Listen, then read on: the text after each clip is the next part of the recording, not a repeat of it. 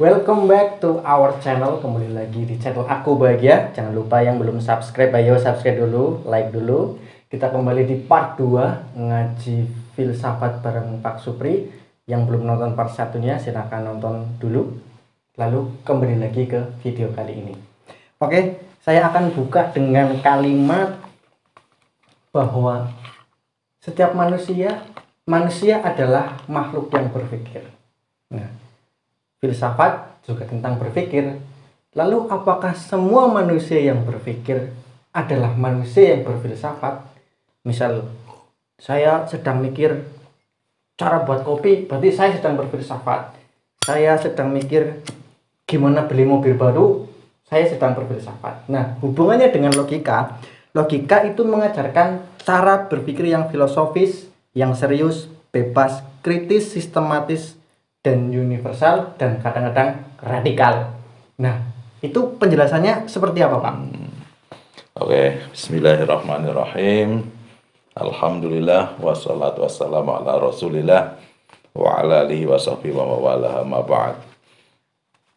Baik, betul, dalam ilmu logika atau dalam bahasa Arab ilmu mantik biasanya disebutkan definisi manusia itu adalah apa, Del? Al-insanu hayawanun natik. Ya. Manusia adalah hewan, binatang, tapi berbeda dari binatang yang lain. Apa yang membedakan? Karena dia makhluk yang berpikir, punya penalaran. Ya, ini nih, definisi ini dipilih oleh para filosof untuk menjelaskan eksistensi manusia.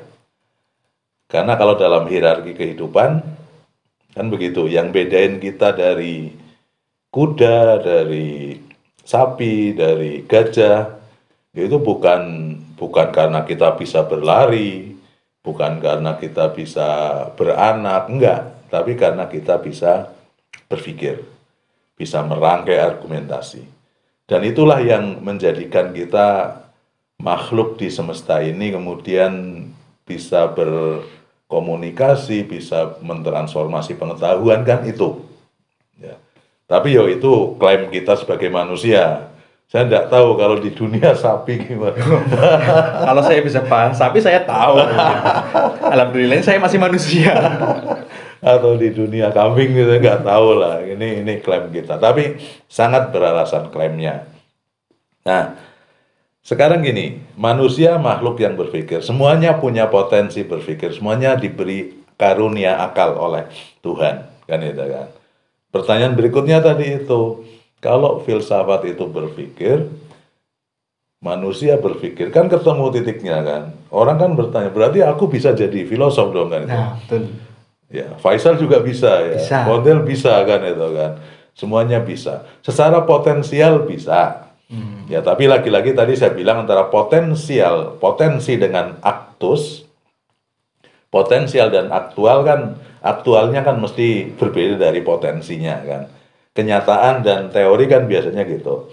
Nah, makanya para filosof kemudian mendefinisikan nggak semua orang bisa jadi filosof. Karena apa? Filosof itu atau filsafat itu berpikir, tapi berpikir rasional yang punya ciri-ciri tertentu.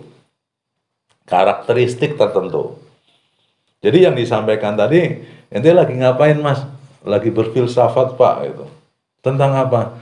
Ini saya mau bikin kopi, gimana caranya biar kopi ini filosofis gitu misalnya. Oke, kalau mau bikin kopi itu tidak perlu filsafat. Itu tinggal seni bikin kopi, ramuannya gimana kan itu kan. Tapi kalau filosofi kopi nanti beda lagi tinjauannya. Bisa. Kopi difilsafatkan bisa. Karena filsafat tinjauannya nanti kan ontologis, berarti kopi ki jane apa kan itu kan. Epistemologis, bagaimana meraciknya kan itu kan. Aksiologis, manfaatnya apa, itu tinjauan filsafat seperti itu. Apa, bagaimana, dan untuk apa, nah, itu filsafat.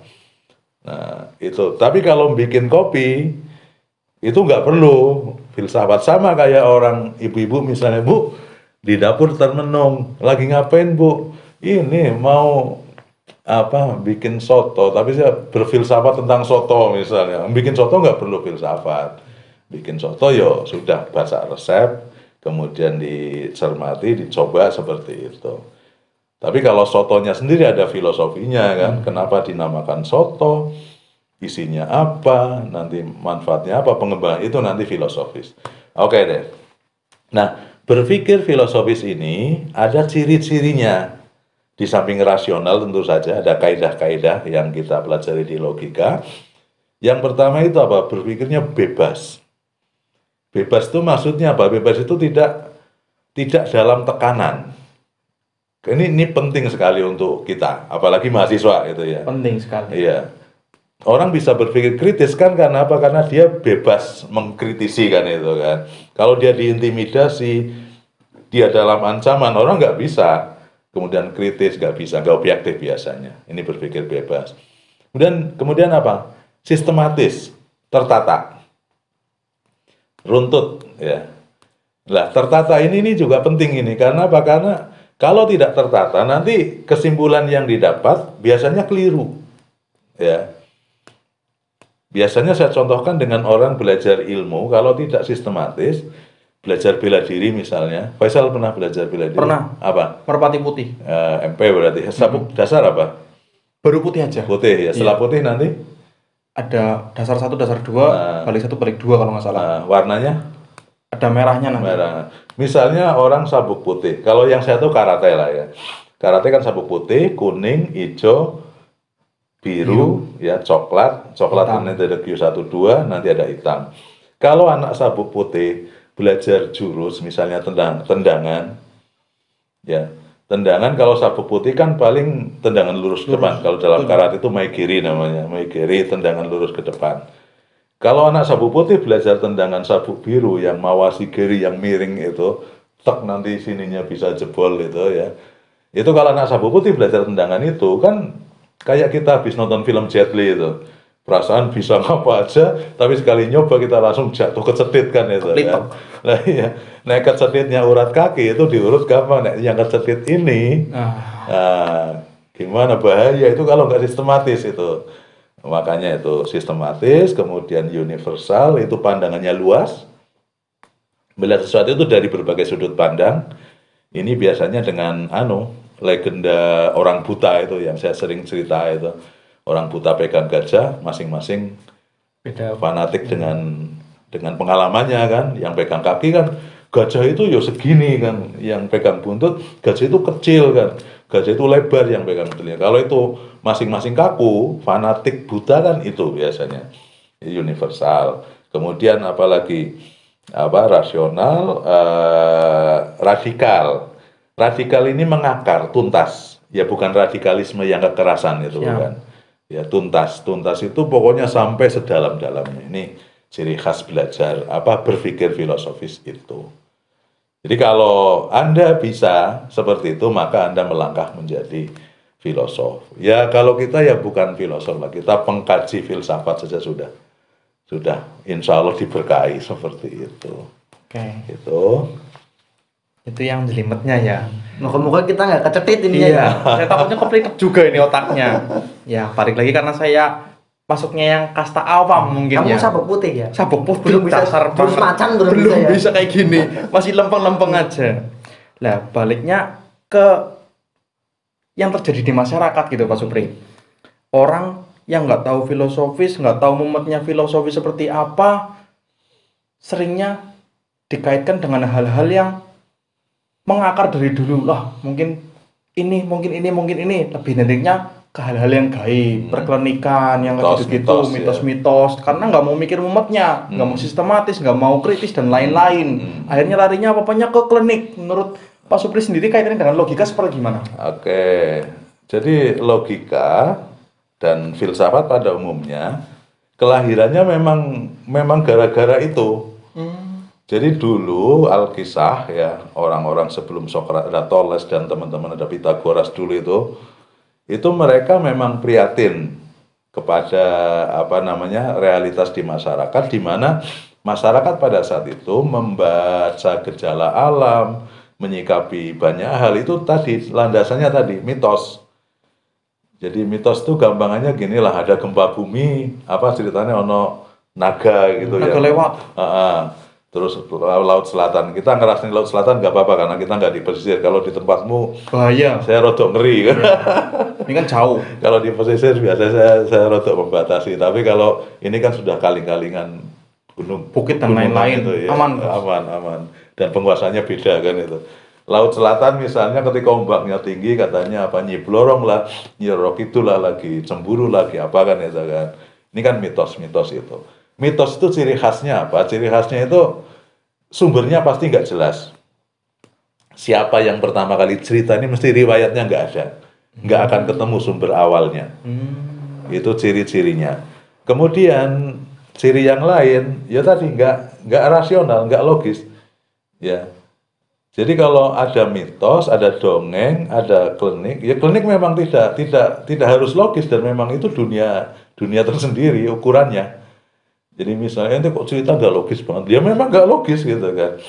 Jadi kayak misalnya dalam ilmu perklinikan, orang mau berangkat ke Jakarta, tidak lihat cuaca, tidak lihat apa, tapi lihat misalnya bunyi burung, nunggu gitu ya. Ini kalau burung ini berbunyi, itu namanya tatoyur kalau dalam ilmu akidah, perburungan. Ini kalau burung ini bunyi berarti tanda-tanda burungan saya juga baru dengar kok unik gitu ya. Tatoyur itu ilmu akidah juga gitu. Itu ganggu akidah karena apa? Karena kalau orang Wahabi itu biasanya yang menyebabkan syirik diantaranya itu tatoyur. Toir kan burung. Tatoyur itu percaya dengan tanda-tanda dari tadi bunyi burung. Burung perenjak bunyi mau ada tamu misalnya. Ya. Terus burung apa lagi? Sing ada orang mati biasanya apa? Burung gagak bunyi ada orang mati misalnya. Nah ini kan mitos ini. Nek ditanya, ente tahu dari mana? Ya tahu dari omnya paling kan itu. Omnya ditanya dari bapaknya dari mbahnya, mbiyen. Turun temurun. Pokoknya mbahmu kawit zaman mbah buyut, mbah apa kowe wis percaya. Biasanya mitos itu begitu. Kayak ini di tempat saya ada. Di sini nih. Kalau ini saya berani cerita, lebih aja cerita.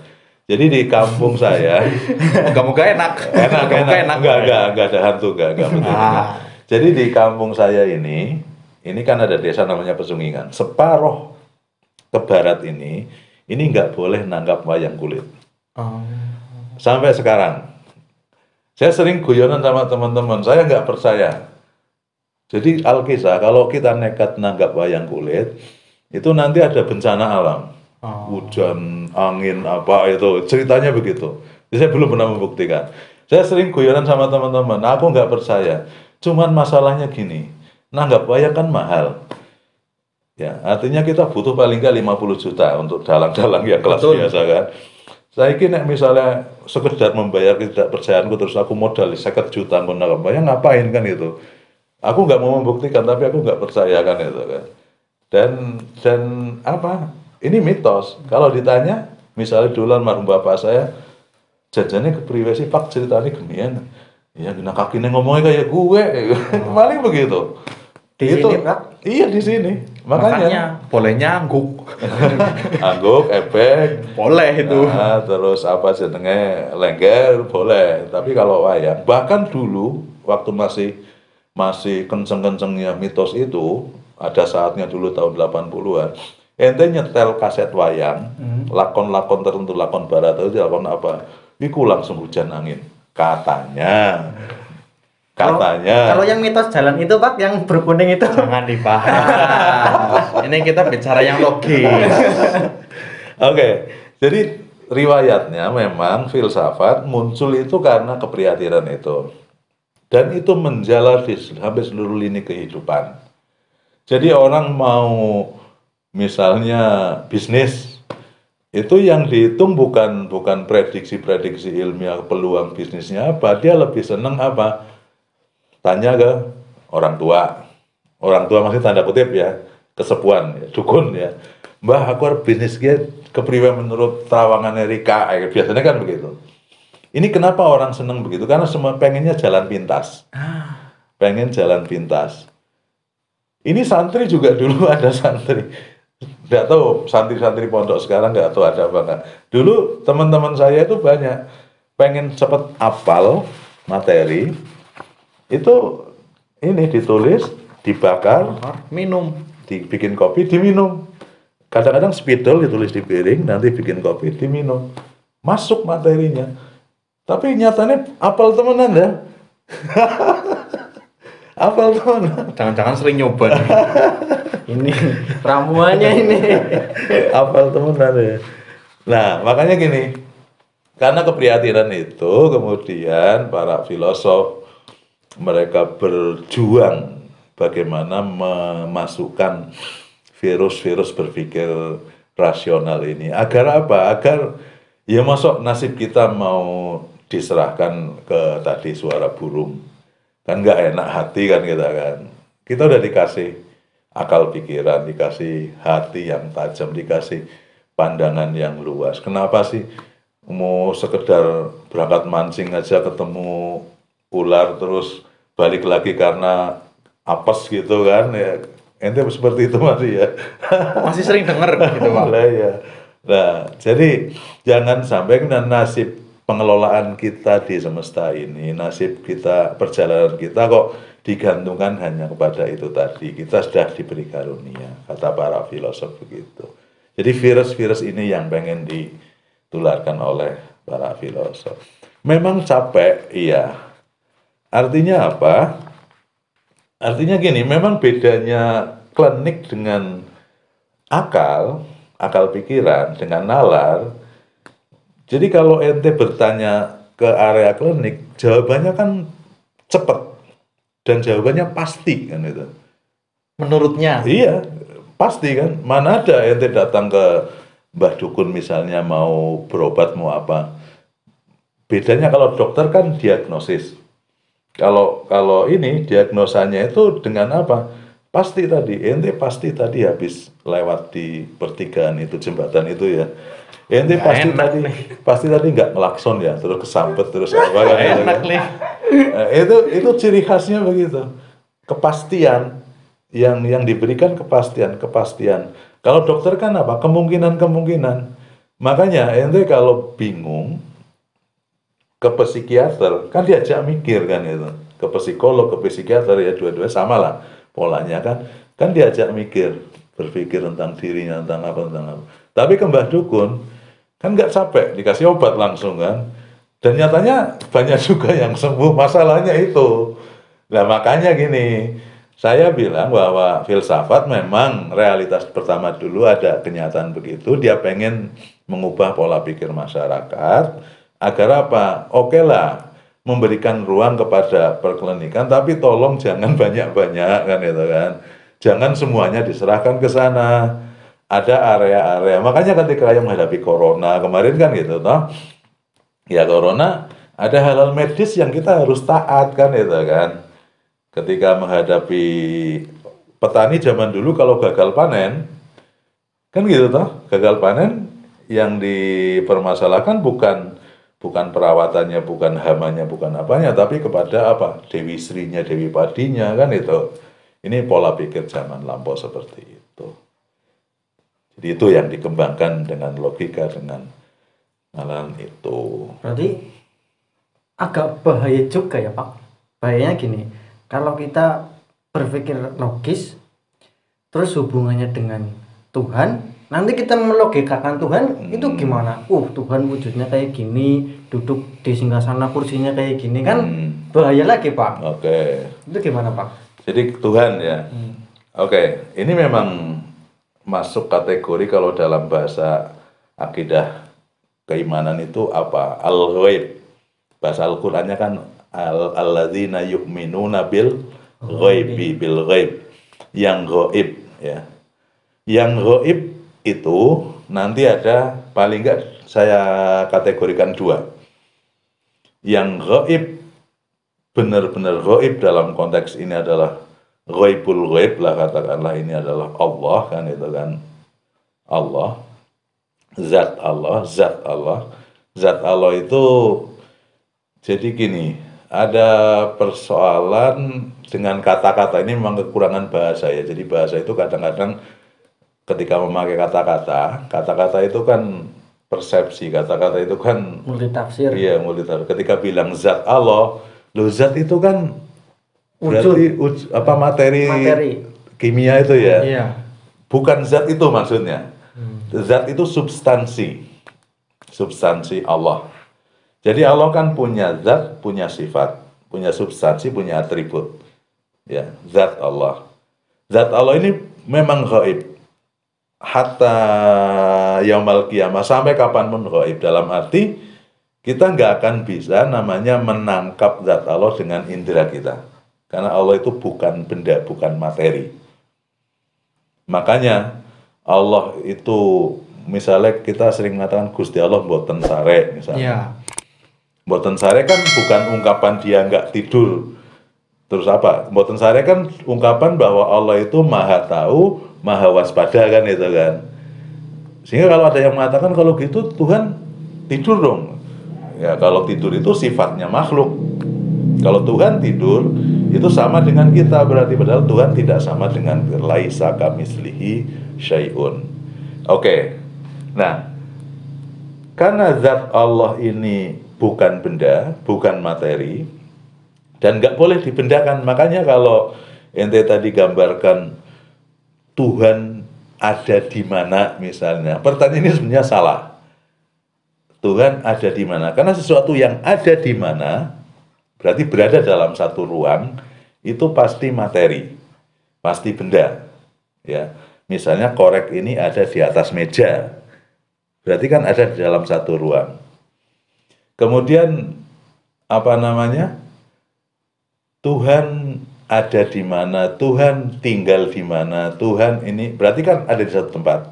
Ini kalau dalam ilmu akidah tingkat tinggi, ini bermasalah pertanyaannya. Cuman kalau bagi orang awam ya mengatakan Tuhan di atas sana, itu masih dimaklumi. Karena kalau itu maksudnya Tuhan di atas sana, itu maksudnya Tuhan beda dengan kita. Tapi kalau sudah di kalangan para alim, para ulama nanti, itu beda lagi. Kalau ente bilang Tuhan di atas sana, itu salah. Karena apa? Kalau di atas sana berarti di arah mata angin kan. Kalau di arah mata angin berarti dia benda. Padahal zat Tuhan bukan benda. Paham dah? Ketone bingung ya?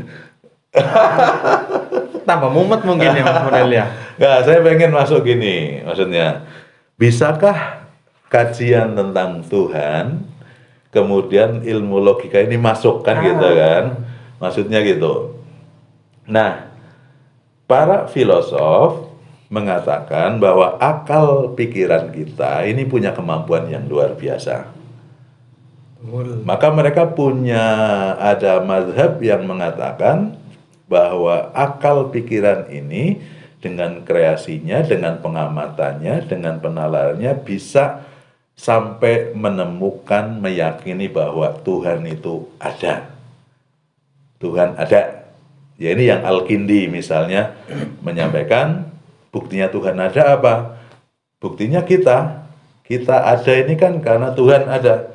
Sebab apa? Sebab kita ini makhluk yang nggak mungkin ada dengan sendirinya. Kita pasti ada yang bikin. Karena nggak mungkin sesuatu itu terlahir sendiri. Ya, ini logika. Jadi sesuatu itu nggak mungkin dia lahir sendiri. Ada dengan sendirinya nggak mungkin. Pasti ada yang memproses. Nah, yang memproses keberadaan kita, yang membuat kita, itu siapa? Nah, ini nanti kalau diurut-urut itu mentok. Pasti kita butuh adanya Tuhan. Saya dari bapak saya dari mbah-mbah, dari si mbah-mbah. Ini harus berhenti di manusia pertama. Sebab kalau ini nggak berhenti, itu nanti jadi mitos. Balik lagi kayak klinik tadi. Nah iya, mitos. Kalau mitos itu nggak bisa jadi argumentasi, itu nggak bisa. Jadi berita yang sumbernya nggak jelas, makanya kenapa berita hoax kita nggak boleh percaya begitu saja, harus tabayyanu, harus ada klarifikasi, konfirmasi, tabayyun.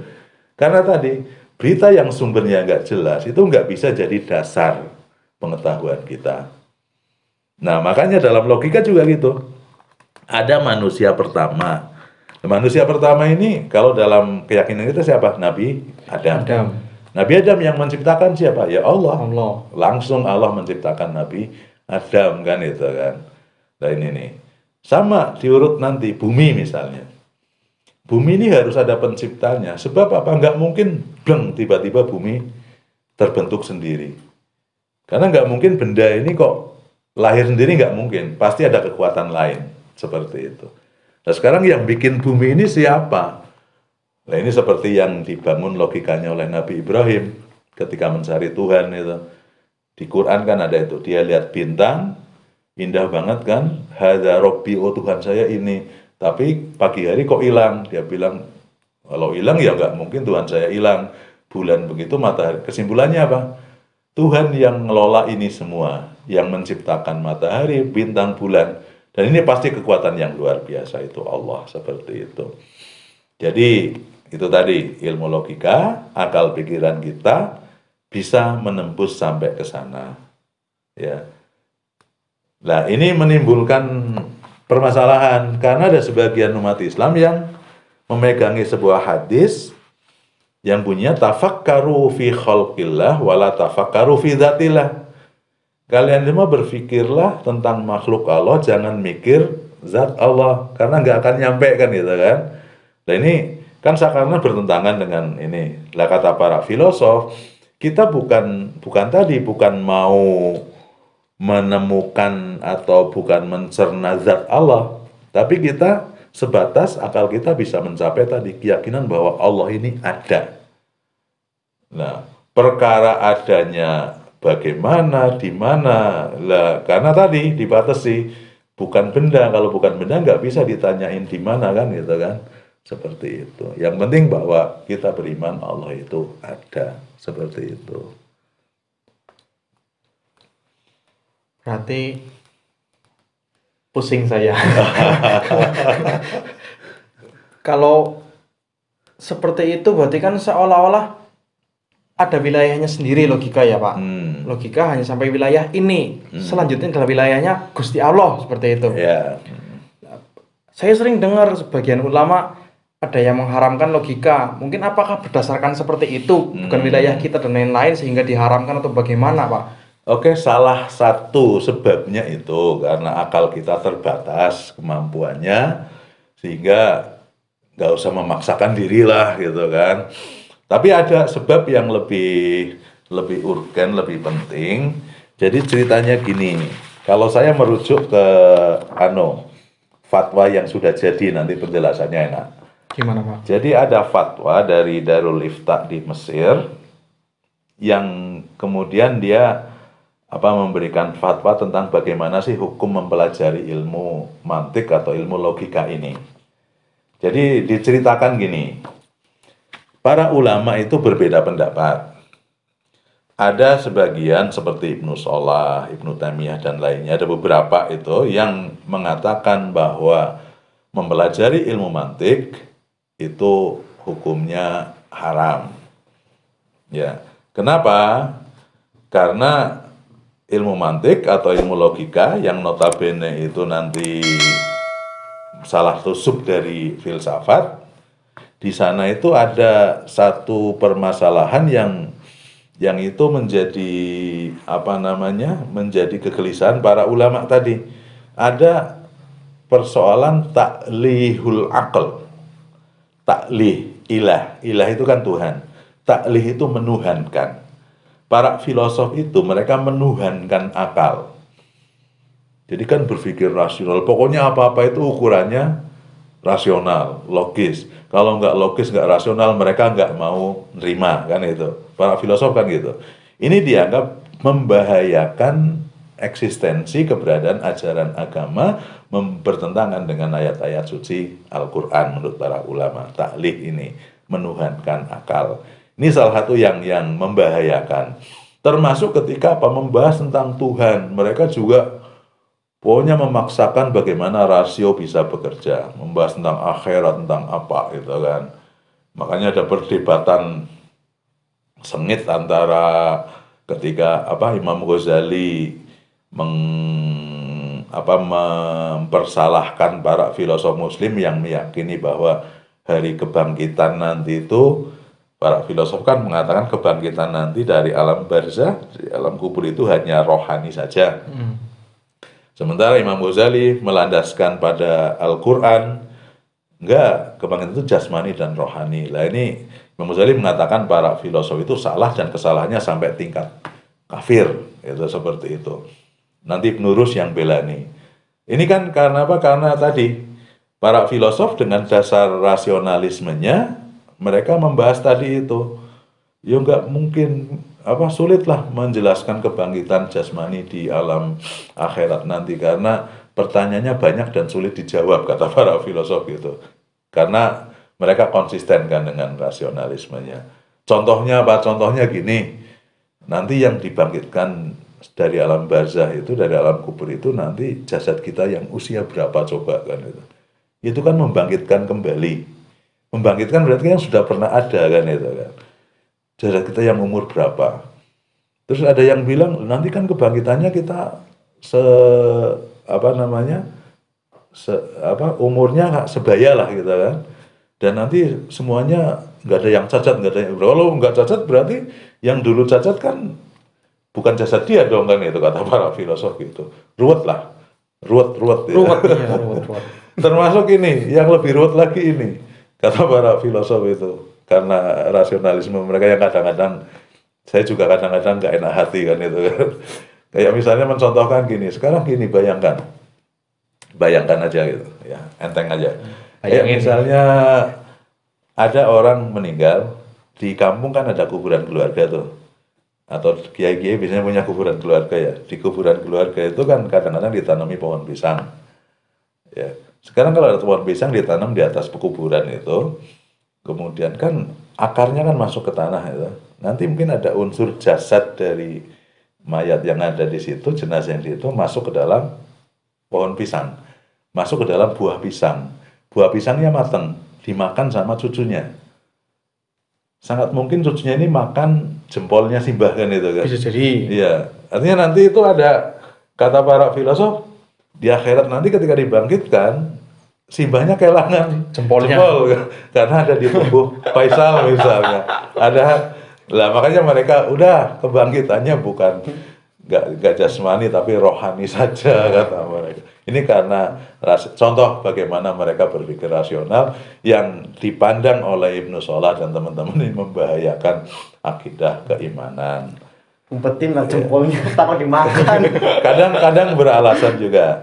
Nah cuman gini, ini memang ada nanti yang mengharamkan, alasannya diantaranya tadi itu. Kemudian ada yang, kalau yang dalam tanda kutip mewajibkan ya para filosof. Nanti bisa merujuk kitab-kitab yang mereka tulis, Al-Farabi dan teman-teman, ya mereka lah yang kemudian mendorong para pengkaji filsafat untuk belajar logika, belajar mantik kan itu para filosof. Tapi ada yang moderat memang tengah-tengah, Imam Ghazali. Imam Ghazali itu pihak yang mengharamkan sebagian filsafat, tapi dalam konteks logika dia memakai ilmu logika dalam bidang fikih dan usul fikih. Dia nulis kitab Al-Mustasfa misalnya dengan nalar-nalar logika, nalar-nalar filsafat seperti itu.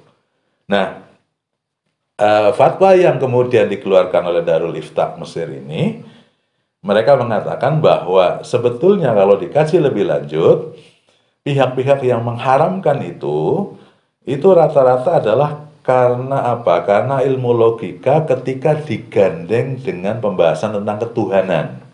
kayak tadi tentang akhirat. Iku logika kalau dibawa ke sana kan memang kayak jauh banget kan itu. Kadang-kadang kayak maksa kan itu. Dan sebetulnya kalau bukan pembahasan itu nggak masalah. Karena kita butuh gitu. Ya. Makanya yang fatwanya yang Darul Iftah Mesir ini kemudian mereka bilang ilmu logika dalam tataran tertentu itu boleh untuk dipelajari. Bahkan ada yang mengatakan kemudian nanti bagi pihak-pihak yang punya kompetensi, mereka punya kepentingan untuk mengkanter serangan-serangan dari pihak dalam tanda kutip musuh, ya kayak Imam Ghazali itu kan terkenal sebagai Hujjatul Islam, pembela Islam dari siapa? Dari para filosof, dari kaum Mu'tazilah dan lain sebagainya yang notabene rasionalisme. Maka dia mau nggak mau mesti pakai logika, pakai filsafat. Sebab mereka pakai, kalau kita nggak pakai itu, nggak nyambung nanti. Ketika kita mau membantah mereka, mau menjawab tuduhan mereka, kalau kita nggak pakai logika, ini nggak akan nyambung. Ya, misalnya orang rasionalisme, orang Eropa misalnya menyerang agama kita, Islam ya, ajaran Islam. Ajaran Islam itu gini. Terus kita jawabnya kok pakai dalil ayat Al-Qur'an?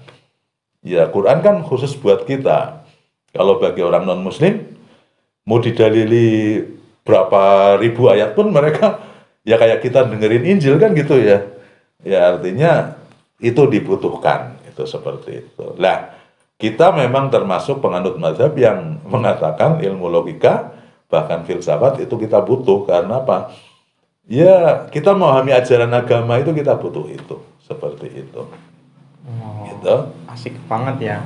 Pusing-pusingnya yang tadinya nggak kepikiran sama saya sekarang jadi kepikiran dan akhirnya otak saya agak keisi sekarang.